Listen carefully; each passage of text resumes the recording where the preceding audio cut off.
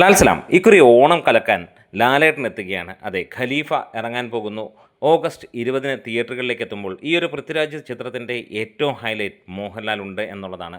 മോഹൻലാലിൻ്റെ ഒരു കേന്ദ്ര കഥാപാത്രത്തെ നമുക്ക് കാണാം. സെക്കൻഡ് പാർട്ടിൽ അദ്ദേഹത്തിൻ്റെ ഒരു മുഴുനീളൻ സിനിമ ഉണ്ടാകുമെന്നുള്ള പ്രഡിക്ഷനോടെ അല്ലെങ്കിൽ ആ ഒരു വാക്കോടുകൂടി തന്നെയാണ് നമുക്ക് ഇവിടെ കാണാൻ കഴിയുന്നത്. മാമ്പ്രയ്ക്കൽ അഹമ്മദ് അലിയെ ആയി മോഹൻലാൽ എത്തുമ്പോൾ അത് മലയാളികളുടെ മറ്റൊരു സ്വപ്നവും കൂടിയായിരിക്കുമെന്നാണ്. അതെ, വീണ്ടും ഒരു അധോലോക നായകനെ കാണാനുള്ള ഒരു മോഹം.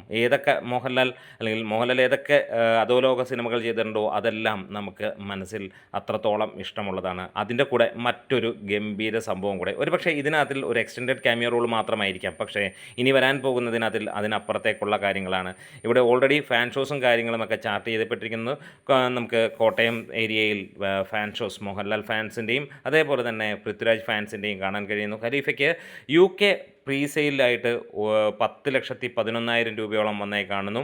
എന്തായാലും ബുക്കിംഗ് ഒക്കെ അങ്ങോട്ട് തകൃതിയാകാൻ പോവുകയാണ്. ഈ ഓണത്തിന് മാമ്പ്രയ്ക്കൽ അഹമ്മദ് അലി എത്തുമ്പോൾ ഒരു കാര്യം ഉറപ്പിക്കാം, ആ ഒരൊറ്റ പേര് മതി ഈ ഒരു സിനിമ ബ്ലോക്ക് ബസ്റ്റർ തൂക്കാൻ. കാരണം മലയാളികൾക്ക് അത്രത്തോളം പ്രിയങ്കരമാണ് ഖലീഫയിലും അല്ലെങ്കിൽ ഏതിൽ മോഹൻലാൽ വന്നാലും. ഇന്ന് നമ്മൾ കാണുന്ന ഒരു കാഴ്ചയും അത് തന്നെയാണ്. ഏതൊക്കെ പടം വിജയിക്കണോ അതിലെല്ലാം മോഹൻലാൽ ഉണ്ടായേ കഴിയൂ എന്നുള്ളത്. ആ ഒരു കാര്യം തന്നെയാണ് നമുക്ക് കാണാൻ കഴിയുന്നത്. സമീപകാലത്തുള്ള ക്യാമിയോ റോളുകളെല്ലാം തന്നെ അങ്ങനെ എടുത്തു നോക്കാം. മോഹൻലാലിൻ്റെ പ്രസൻസ് അത്യാവശ്യമായി ഒരുപാട് സിനിമകളിൽ യൂസ് ചെയ്യുന്നു എന്നുള്ളത് തന്നെയാണ്. ഇവിടെ ഒരു എക്സ്റ്റെൻഡഡ് ക്യാമിയോ തന്നെയാണ് നമ്മൾ എക്സ്പെക്റ്റ് ചെയ്യുന്നത്.